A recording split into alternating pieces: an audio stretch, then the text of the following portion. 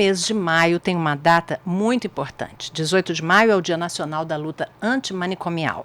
É um momento que esse movimento, na verdade, quer mudar a forma como a sociedade trata as pessoas em sofrimento mental. E é o momento de lembrar a resistência contra os abusos cometidos em instituições psiquiátricas e de defender um modelo de atenção psicossocial baseado nos direitos humanos. E para falar sobre esse processo de luta e resistência, além da construção desse modelo, o Analisa convida hoje a professora Rosana Tereza Onoco Campos, que coordena a residência multiprofissional de saúde mental e coletiva da Faculdade de Ciências Médicas da Unicamp. O Analisa é um programa produzido pela Secretaria Executiva de Comunicação da Unicamp, com direção de imagens de João Ricardo Boi, imagens de Bruno Piato e edição de Kleber Casablanca e Johnny Andrade. Eu sou Hebe Rios. Professora, o movimento da reforma psiquiátrica começou no final da década de 1970 e vem dessa necessidade, de não isolar as pessoas em sofrimento mental. Por que é preciso ainda hoje reafirmar esse direito à liberdade, ao cuidado e ao tratamento digno? Que barreiras são enfrentadas ainda hoje e no momento, inclusive, que a gente vive muitos problemas relacionados à saúde mental? Começo com essa pergunta, mas agradeço sua participação, lógico, em primeiro lugar. Obrigada, eu que agradeço o convite.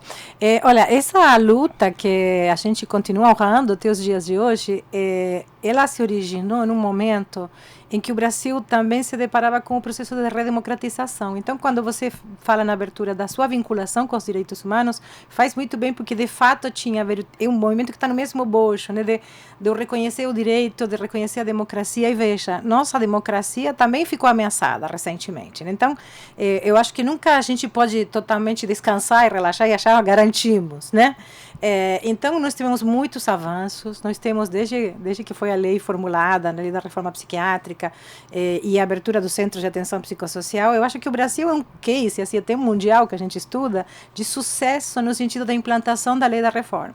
Nós temos mais de 3.000 centros de atenção psicossocial no país, esses centros de atenção psicossociais foram se transformando, então hoje nós temos de tipo 1, de tipo 2, de tipo 3, que inclusive funciona 24 horas para poder acolher as pessoas em sofrimento em momentos críticos e de crise.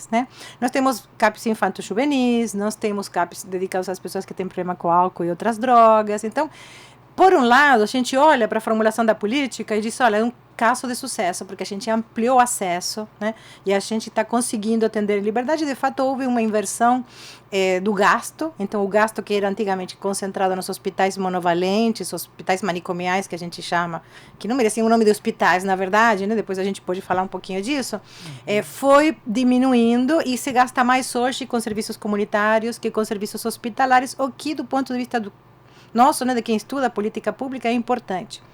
Contudo, como você bem chamou também a atenção, a gente teve um agravamento das condições de saúde mental da população nos últimos anos. Um fator importantíssimo foi a pandemia, mas a gente não pode negligenciar também um monte de outras variáveis que interferem com a saúde mental hoje nos grandes centros urbanos, por exemplo. Então, a gente tem uma mudança radical das formas de trabalhar, as condições de trabalho que têm afetado muitíssimo. Então, acho que o sofrimento vinculado ao trabalho é muito forte, a gente teve uma mudança também muito drástica na forma da juventude encarar o futuro e da esperança. Então, assim, quando a gente vê que esses jovens que ficaram, enfim, trancados pela pandemia, mas ao mesmo tempo não tem muita ilusão no que ele vai poder tocar sua vida, mudar a partir do estudo, a partir do trabalho. Então, a gente vê hoje um componente de sofrimento da juventude muito grande, e tudo isso leva que as pessoas, para se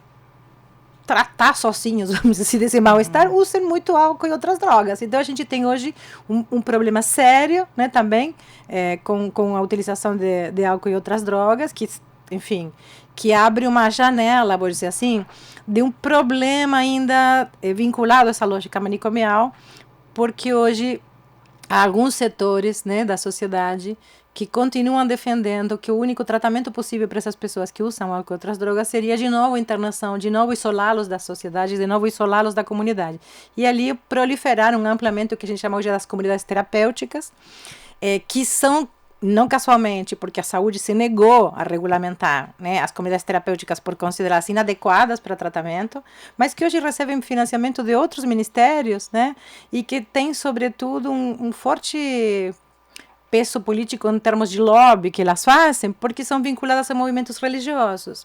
Então, estamos em um momento crítico, eu diria, para a reforma, onde, por um lado, a gente pode ver os serviços comunitários e, nossa, que bárbaro, legal, tem expansão, tem distribuição no país inteiro, mas a desigualdade brasileira se mantém em tudo. Então, se você for olhar sul, sudeste, norte e nordeste, vai ser diferente a cobertura sempre da região norte e nordeste mais baixa, né?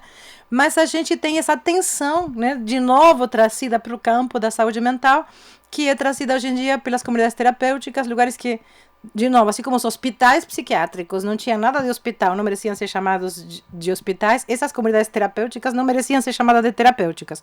Não tem equipe de saúde, não tem nenhuma regulamentação da vigilância sanitária, a gente sabe que muitos pacientes entram e contra a vontade não podem sair, o que é uma restrição da liberdade que atenta contra os direitos humanos. Então, esse hoje, eu diria que o momento é muito crítico para o tema da saúde mental, no mundo inteiro, não só no Brasil. A temática da saúde mental tem chamado muito a atenção. Agora, professora, até mesmo por isso, por que é importante reafirmar os princípios da luta e desse modelo que contraria justamente essa lógica de internação compulsória e disso que a senhora está explicando, né, que tem ocorrido nas comunidades terapêuticas? Eu acho que a gente não pode nunca, por isso eu falava, não pode esmorecer a defesa dos valores, né? Então, quando eu relaciono o movimento da luta antimanicomial com o surgimento das forças pela redemocratização do Brasil nos anos 70, nos anos 80, novamente digo que para nós hoje, que estamos, graças a Deus, vivendo a democracia e tudo mais, é um valor importantíssimo a defesa dos direitos humanos radical, né? E a gente sabe, enfim, que nessas comunidades terapêuticas as pessoas são tolhidas dos seus direitos, mas a gente também sabe que nossa sociedade, pela sua desigualdade, pela sua heterogeneidade, ainda nos demanda muito defesa dos direitos humanos, né? Então, é importante que as pessoas que têm problemas de saúde mental, que tiveram um diagnóstico de uma doença mental, que têm um sofrimento psíquico importante, possam ter lugares de acolhimento e de tratamento dignos, né? E ainda a gente enfrenta alguns problemas que vários têm a ver, por exemplo, com estigma, com preconceito. Ainda tem muito preconceito em relação às pessoas que já tiveram um diagnóstico, ou que precisam tomar medicação, ou que estão em tratamento. E esse preconceito interfere na qualidade de vida dessas pessoas, porque, por exemplo, isso afeta como elas são vistas nas instituições de ensino. Na nossa própria Unicamp é difícil, às vezes, acolher alunos com problemas sérios, e a gente tem tentado, enfim, criar essa porosidade, vou chamar assim, na sociedade, para poder receber e acolher esses jovens que têm direito a estudar, apesar de ter problemas de saúde mental, né? E também nas relações de trabalho, e também, enfim, nas famílias, nas comunidades. Então, eu acho que a comunidade precisa prestar atenção em relação a isso. Você tem algum membro do seu grupo, do seu bairro, do seu trabalho, a gente tentar poder oferecer para essas pessoas uma posição acolhedora e não de julgamento, não de estigmatização ou de julgamento moral, porque muitas vezes se trata como se a pessoa fosse assim porque é vagabunda, porque não quer, porque, enfim. Eu acho que é muito importante que a gente possa demonstrar assim, o quanto que uma comunidade acolhedora faz diferença na vida dessas pessoas. Então, exatamente esse ponto, professora, porque isso já vem há bastante tempo, essa luta, né, e esse processo de tirar as pessoas desses lugares, apesar dessas comunidades que ainda insistem nisso. Mas eu queria que a senhora explicasse, assim, na prática, os resultados, quando a gente compara, né, esse processo de internação compulsória e esse modelo baseado na hospitalização, no que é o modelo da luta antimanicomial, quer dizer, essa diferença, que é justamente tirar essas pessoas do confinamento, trazer essas pessoas para o convívio. Queria que a senhora explicasse qual que é o impacto disso no tratamento dessas pessoas, na própria família, quer dizer, né, de todas as pessoas que estão envolvidas no processo de saúde mental. Pensa só um exemplo assim, por exemplo, a gente sabe que muitas das pessoas que eram trancadas nesses manicômios, né, muitos anos atrás, quando hoje se revisam essas documentações, a gente vai tentar, pessoas que estudam historicamente, quem eram as pessoas, você vê, uma grande maioria das pessoas internadas eram negras. Tinha manicômios femininos que a maioria das mulheres que estavam ali eram internadas simplesmente porque eram mais solteiras, por exemplo, na época isso era... Então, assim, não tinha um fundamento claro da doença. E quando a gente trabalha estudando um pouco esses serviços comunitários como centros de atenção psicossocial, quando a gente trabalha como no nosso caso, a gente trabalha com pesquisa participativa junto ao movimento dos usuários, os depoimentos que as pessoas e as famílias dão, né, do que é recuperar o convívio com um familiar, com uma mãe, com um irmão, então, assim, e da capacidade, enfim, dessas famílias de se reencontrarem, né, é muito legal. Agora, a gente também tem que dar ouvidos, né, ao que essas pessoas continuam a sofrer. Então, por exemplo, a gente tem ouvido, sei lá, pessoas que trabalham com problemas mentais que trabalham com a gente no nosso grupo de pesquisa, né? Testemunho delas, por exemplo, que vão a um serviço de saúde por outro motivo, sei lá, porque quebrou a perna, porque enfim. E o tempo inteiro, até o próprio serviço de saúde não acolhe e manda, por exemplo, vai para o CAPES. Mas eu quebrei a perna, o que o CAPES vai fazer com a perna quebrada? Então, assim, o estigma, quando eu me refiro ao estigma, ao preconceito, é algo que ainda está presente na sociedade brasileira, inclusive no setor saúde, que nós deveríamos ser melhor treinados, vamos dizer assim, né? E entender que não tem nada a ver que a pessoa ela pode ter um problema mental, mas está com a perna quebrada, ou se está com uma infecção urinária, ela tem que ser tratada independente. E ainda tem muito preconceito. Imagina isso quando você vai pensar num pronto-socorro, né? Um pronto-atendimento, e, por exemplo, uma pessoa chega alcoolizada ou sob efeito de drogas. Há muito preconceito, há muita estigmatização, né?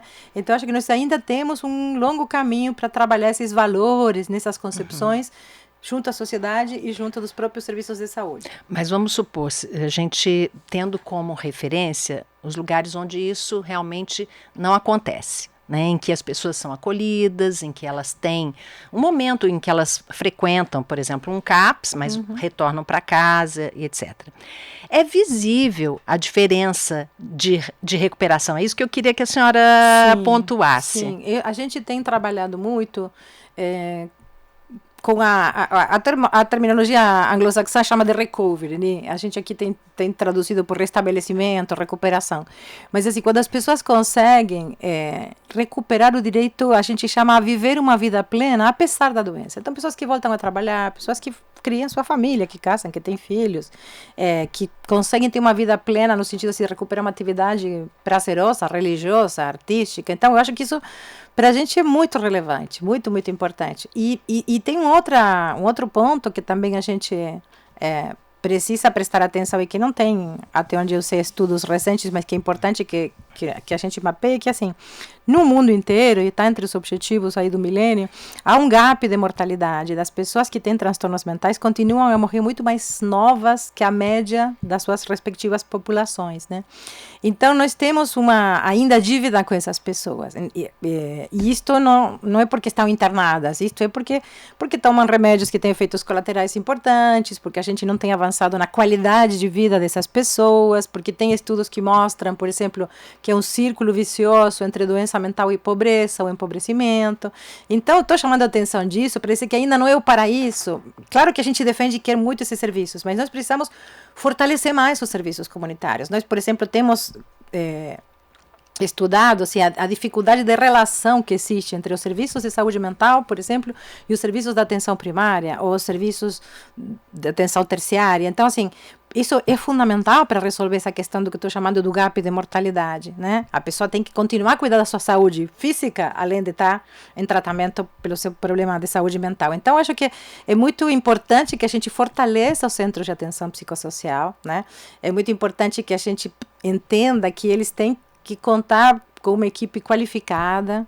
E aí a gente tem tido também uma triste, diria eu, situação aqui na região, né, que não só Campinas, mas em muitas cidades do estado de São Paulo, porque quando a gente tem governos municipais que desinvestem da saúde, um dos primeiros setores e mais afetados é a saúde mental. E o que eu estou chamando de desinveste? Então, assim, fecha serviço público, terceiriza, paga salário baixo, aí não consegue, por exemplo, contratar pessoa bem formada e contrata pessoas sem experiência. O trabalho na saúde mental é um trabalho que exige muita capacitação. E também um estudo permanente e, ao mesmo tempo, alguma instância que a gente chama de supervisão ou de cuidado. Por quê? Porque trabalhar com quem sofre nos faz sofrer. Então, o único jeito do trabalhador continuar trabalhando bem, vamos dizer assim, é que ele tenha também suas instâncias de cuidado. Estou chamando a atenção disso para dizer assim, então, se cada vez que a gente tem governos municipais que descuidam da saúde pública, que acham que a solução é privatizar, terceirizar, enfim, a gente piora as condições do cuidado. Por quê?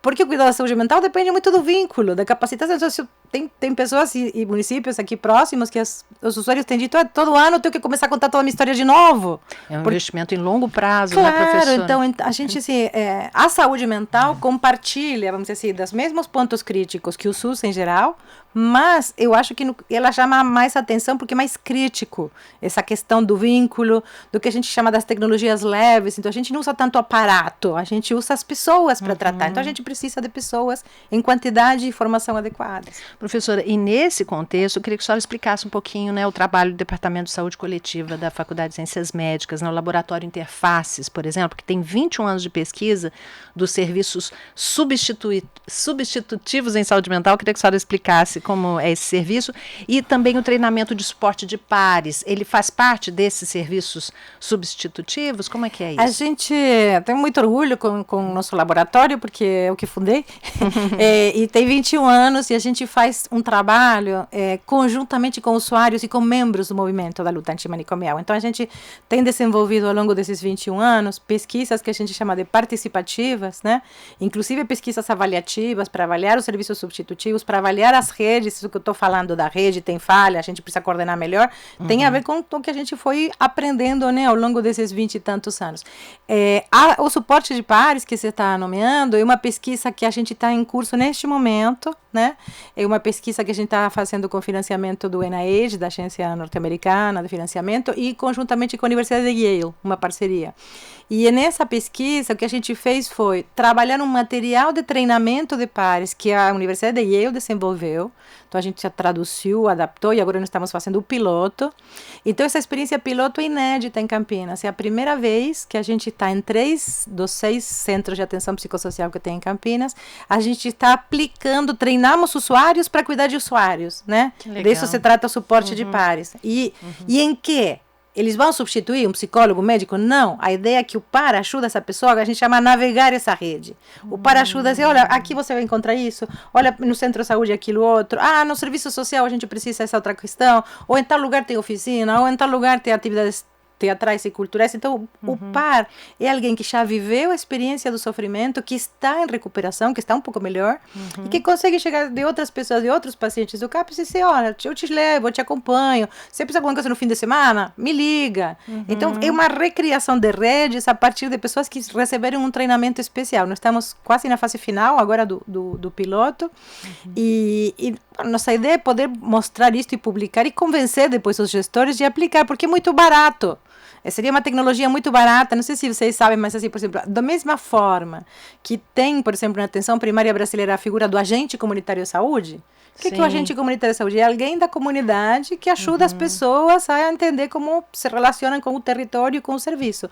O par pode ser um pouco isso, quase que o agente comunitário, né, da saúde mental. Então, nós esperamos que, enfim, alguns gestores depois se interessem em implantar isso como uma política permanente, porque é muito interessante, né? E a gente não acabou nossa avaliação, né, completamente, mas as primeiras levantamentos que a gente está fazendo já das primeiras levas, vou chamar assim, do piloto, são muito favoráveis. As pessoas gostaram muito de contar e cria uma horizontalidade que, apesar da gente querer acolher e tal, é difícil às vezes perguntar determinadas coisas para alguém que a gente põe mais verticalizado, então psicólogo, médico, mas o par compartilha a experiência. A gente tem a mesma experiência de vida. Eu estou tomando tal remédio, me falta coisa. Para você fez a mesma coisa. Isto é muito importante na vida das pessoas. Pensa que nós estamos falando de transtornos que são crônicos. As pessoas, entre aspas, não curam, né? As pessoas controlam e podem viver uma vida boa, mas tem que lidar com a doença ao longo de muito tempo. Então, essa figura do par é muito interessante. Que legal, professora. Diminui a resistência, né, ao tratamento também, né? Claro, claro. Né? Tanto ajudando a vincular, para que a pessoa não desista, não se perca, né?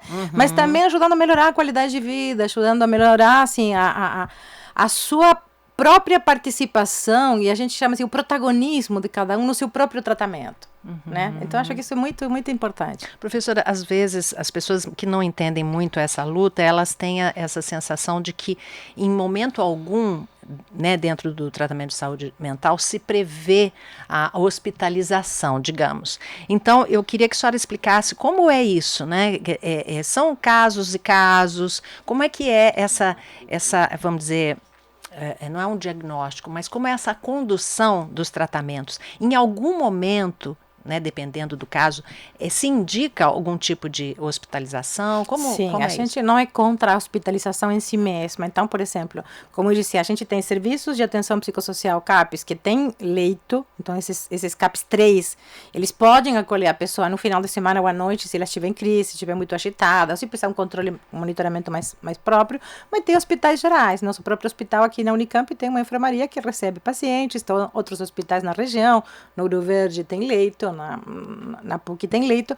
Então, assim, a gente acha que o doente, a pessoa que tem problema de saúde mental, merece o mesmo cuidado que uma pessoa que tem diabetes, que uma pessoa que tem hipertensão. Então, assim, se é um hospital, tem que ser um hospital. Né? Não aquilo que chamavam de hospital. Então, tem que ter acesso ao laboratório, tem que ter cuidado da enfermagem, tem que ter uma equipe permanente. Então, em algum momento, é possível que as pessoas precisem. Você vai introduzir um novo medicamento, por exemplo.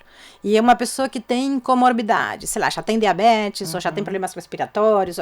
Às vezes é necessário internar uma semana, 15 dias, enfim, para ver como estabiliza determinado sintoma com uma medicação. A gente não acha que é proibida a internação. A questão é que é uma internação com todos os direitos que uma pessoa tem quando se interna. Então, assim, E com uma complexidade, né? claro, e com um hospital de verdade, né? Não com um depósito de pessoas, né? Como eram os antigos manicômios, né? Então, vamos aproveitar até que a gente entrou nesse assunto. Nós temos algumas fotos, elas estão no acervo do AEL, né, que é o Arquivo Edgar Leon Rocha aqui da Unicamp, que foram doadas pela professora Maria Clementina Pereira Cunha, que é uma professora aposentada da Unicamp. Ela mantém atividades, né, no Centro de Pesquisa em História Social da Cultura. Bruno, se você quiser colocar as fotos, são 49 fotografias, professora, que elas mostram as instalações, o corpo funcional, né, do antigo hospital Juqueri, do Juqueri, né? Essas fotos, se quiser passar, Bruna, pode passar. Então, por exemplo, né, o corpo de profissionais lá do Juqueri, né? São 49 fotos das primeiras décadas de funcionamento do Juqueri até 1940. Elas mostram um pouquinho, pode passar, tá, Bruno? Um pouquinho da história do Juqueri. Ele foi inspirado em colônias francesas, né, colônias agrícolas francesas. Foi um hospital psiquiátrico aberto no final do século XIX, no município de Franco da Rocha, em São Paulo. Ele chegou a ter 15 mil internos entre 1960 e 1970, com várias denúncias depois de maus tratos, né, desvio de verbas, e depois o confinamento lá foi abolido, né, acabou sendo substituído pelo atendimento ambulatorial.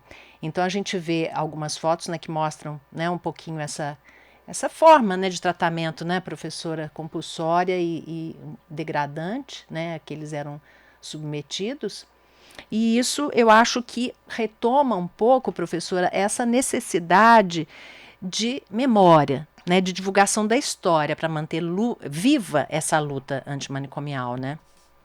Sim, eu acho que isso é muito interessante. E essas fotos estão arrumadinho para foto, porque tem fotos Ah, piores. com certeza. Nós temos documentos muito com piores. Certeza. Muitos desses hospitais tinham o que chamavam o pátio dos pelados, então as pessoas ficavam sem roupa. Esse acervo tem fotos mais chocantes, digamos, mas até a gente não Sim, poderia exibir, sim, né? Claro, claro. Mas se as pessoas entrarem no acervo do AEL, elas vão poder ver essas fotos, né? As fotos mais chocantes, digamos assim. Que tem sido chamado assim de holocausto brasileiro, né? Isso, sim, no sentido assim, do sim. maltrato em massa que essas pessoas foram submetidas.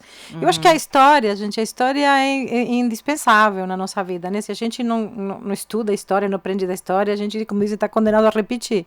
Então, eu acho que, por exemplo, quando a gente hoje defende os valores da luta e diz que a luta, enfim, deve continuar, porque algumas pessoas falam, mas já fecharam praticamente, quase não fica no manicômio. Isso é verdade, a gente tem agora, teve recentemente, né, uma obrigatoriedade de fechar os manicômios judiciários, mas eles ainda não foram fechados. A gente ainda tem pessoas manicomializadas, que são as pessoas que cometeram algum delito e estão internados, vamos dizer, por causa judicial. Isso ainda é um processo em curso e a gente precisa defender o direito à dignidade dessas pessoas, por mais que elas estejam condenadas e tenham cometido algum delito.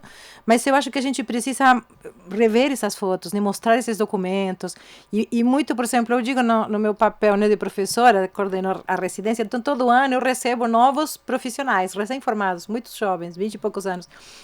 E E se a gente não contar história para esses jovens, parece que a gente então, porque aí às vezes eles vão trabalhar no centro de atenção psicossocial, eles fazem seus estágios, nós fazemos estágio aqui na cidade, né? E claro, os serviços têm dificuldades, têm problemas, e às vezes a crítica ao serviço, né, que claro, como um jovem trabalhador sente, não é que seja mentira que eles sentem, mas é interessante colocar isso em perspectiva. Teve um determinado momento, agora, nos últimos 15 anos, sei lá, que em algum momento as pessoas falavam, alguns até pensadores da nossa área, né, da saúde mental coletiva brasileira, dizendo, os CAPs manicomializaram, estão burocratizados, então eles são mini manicômios. E eu sempre fui muito contra isso. Por quê? Uma coisa é você poder dizer, esse serviço tem um problema, sei lá, o trabalhador está burocratizado, ou tem poucos trabalhadores, ou tem muita rotatividade, ou perdeu qualidade. Ok, meu trabalho é avaliar os serviços e pensar como melhorar. Sim. Mas, um CAPS é um serviço aberto. Você entra e sai quando você quer. Você faz tratamento se você quiser. Ninguém te obriga a nada. Ninguém te obriga a comer no horário, a tomar banho no horário. Ninguém te tira tua roupa, teu documento, tua identidade. Então, assim... Te dá choque.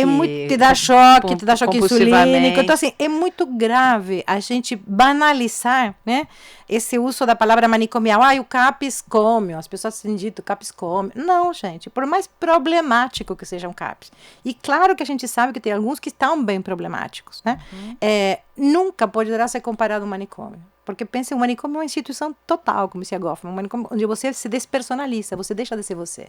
Sim. Você é levado a um lugar onde toda a sua vida é regulamentada pela instituição. Desde o horário que você acorda, até o horário que você dorme, o que você come, o que você veste. Isto é um manicômio. Né? Então a gente não pode perder nunca essa noção histórica do que essas pessoas sofreram, e por isso que a gente luta para que isso não se repita. E por isso que a gente enfrenta as comunidades terapêuticas hoje, porque em menor escala, não são com 15 mil, mas são com 10, com 15, com 30, mas são milhões no país, né? Então, elas, de novo, tiram da pessoa esse direito de ver. Você entrou, não vai sair mais, vai sair quando eu quiser. Sim. E a gente sabe que a lei brasileira não permite isso. Então, a gente, o tempo inteiro, está marcando essa questão. É um delito você privar da liberdade de alguém que não tem uma ordem do juiz para privar da liberdade. Então, esses valores estão em tela o tempo inteiro. Acho que nós temos que mantê-los vivos. Professora, algumas manifestações mais evidentes, né, quando a pessoa tem algum problema relacionado à saúde mental, indicam a busca de tratamento. Mas existe também um processo silencioso, né, em que a saúde mental fica prejudicada. A gente viu muito isso, mais evidentemente pós-pandemia, como a senhora citou no começo. Então, eu queria que a senhora, assim, até para informar as pessoas, né, e orientar as pessoas, né, de quando realmente buscar, como observar. Claro que cada caso tem a sua especificidade, é ruim generalizar, né? Mas como a pessoa pode ficar um pouco mais atenta e não negligenciar problemas relacionados à saúde mental? E eu acho que essa é também uma coisa interessante, importante, né, em termos de nosso contato com a população, pela seguinte razão. Por exemplo, quando eu dizia assim, rapidamente escorrega para um julgamento moral. Então, assim, você tem alguém na sua família que usa álcool em excesso. É um vagabundo. Não, é uma pessoa que está doente, que tem problemas. Saibam, né? Acho que a população brasileira tem que saber que pode buscar ajuda. Onde? Qual é o primeiro lugar onde eu posso buscar ajuda? No centro de saúde mais próximo da sua casa, né? O SUS existe para isso. A atenção primária é porta aberta. A atenção primária é a primeira porta de entrada. Minha tia está muito triste e não sai do quarto há 3 dias. Vai no centro de saúde, pergunte, peça uma visita domiciliar, veja quem que pode atender. Então, assim, acho que tem uma primeira tentativa. Meu filho adolescente não quer sair do quarto. Ou está se cortando. Ou vão sempre primeiro buscar ajuda na atenção primária. Tá muito sério, a atenção primária não deu conta, pediu, vai num CAPS da sua região, busque, pergunte, ligue, quase todas as prefeituras têm uma página onde estão os telefones dos serviços. Hoje, esses serviços existem e tem que dar conta desse atendimento. Muitas pessoas, eu acho que esse é um ponto em que a gente também não pode culpabilizar a vítima, vamos dizer assim. Então, a gente tem visto muitas mulheres que ficam responsáveis sozinhas pelos lares, e aí tem pessoas jovens, por exemplo, que usam drogas, ou que se envolvem com violência, ou que pegam as coisas da família para comprar drogas, e às vezes a gente entende essas mães, essas tias, essas avós, que vão atrás de uma comunidade terapêutica e falam assim, esse menino tem que tirar daqui do território, senão ele vai ser morto pelo tráfico, ele tem que parar em algum lugar. Mas não façam isso sozinhas. Eu acho que vão no centro de atenção psicossocial para álcool e drogas, tentem esse primeiro caminho, porque eu acho que é importante também que se diga que essas comunidades não têm recursos terapêuticos, elas só isolam a pessoa, não vão tratar. Então, é sempre preferência a um centro de atenção psicossocial, veja qual é o mais perto do seu território, pergunte no seu centro de saúde, não está dormindo direito, pode ir lá. Alguns sintomas, parou de comer, está comendo muito. Bom, esse tipo de coisas a gente precisa sim contar com o apoio da saúde. Eu acho que a porta de entrada é a atenção básica, sem dúvida, e sobretudo não ter preconceito. Eu acho que quando eu falo do estigma e do preconceito é porque as pessoas ainda acham que é uma vergonha, por exemplo, ter alguém com uma doença mental na família, mas a gente não escolhe, do mesmo jeito que a gente não escolhe ter diabetes, ou a gente não escolhe ter pressão alta. Então, assim, busque ajuda, há tratamento, há forma de diminuir esse sofrimento, e o que eu diria, assim, as famílias que não estão sós, porque a sensação que tem muitas famílias que têm uma pessoa com sérios problemas de saúde mental é de solidão. E cobrar a responsabilidade do poder público, né? Claro. Da seriedade disso, de como as pessoas precisam. Eu não sei se a gente pode dizer que a gente sofre uma epidemia, né, de casos, mas a gente viu um aumento muito significativo pós-pandemia. Então, quer dizer, a responsabilidade do poder público em manter essa política a longo prazo, em investir com essa preocupação. Exatamente. Né, e aí, bom, eu gosto muito de, né, estudo políticas públicas, gosto da política de dizer, pensem quando vão votar, gente. Pensem assim. Eu acho que as pessoas têm que entender que cada vereador de cada pequena cidade vai fazer diferença se haverá um bom sistema de saúde mental na sua cidade ou não. Então, além de buscar ajuda, de pedir ajuda, pensem. Quando vocês vão votar, leiam o que esse candidato está propondo, escutem o que ele está propondo. Vai melhorar a saúde pública ou não? Ou vai terceirizar tudo? Qual é o pensamento que ele tem em relação à política pública de saúde, que é uma das mais importantes que o Brasil tem, e eu acho que é fonte disso que eu estou insistindo muito, que a gente precisa fazer, que é de restabelecer, de restaurar a dignidade do nosso povo. Né? Professora, muito obrigada pela sua participação hoje aqui no Analisa. Hoje o Analisa conversou com a professora Rosana Tereza Onoco Campos, que coordena a residência multiprofissional de saúde mental e coletiva da Faculdade de Ciências Médicas da Unicamp, e participou hoje justamente porque dia 18 de maio é o Dia Nacional da Luta Antimanicomial, que não deve ser feita essa luta só no dia 18, né, professora? Mas é uma constante. Muito obrigada pelo convite, obrigada por colocar essa pauta, acho que é muito relevante para nós. Obrigada, professora. O Analisa é um programa produzido, então, pela Secretaria Executiva de Comunicação da Unicamp, eu sou Hebe Rios, e hoje o Analisa teve direção de imagens de João Ricardo Boi, imagens de Bruno Piato, edição de Kleber Casablanca e Johnny Andrade. Até o próximo programa.